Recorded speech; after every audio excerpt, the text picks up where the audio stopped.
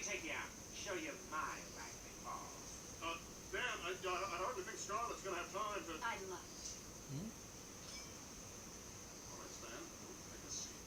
Say something witty and exit on the left. So jealous! What? Bye, Scarlett. Drive safe. Okay. Great night. Wonderful night. What the hell are you doing? Farting off part of that dinner. What are you doing? You know what I'm talking about. Pretty simple, really. You told me I couldn't get her, so I'm gonna get her.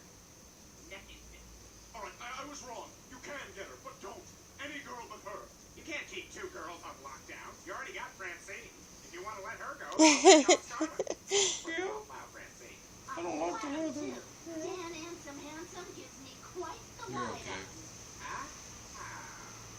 She doesn't like it. Stan, you have no right to interfere with Roger's love life. Look, Stan, you're married. You're out of the running. And I think we both agree that it's not all right for a girl like that to go a day without a crispy pickle.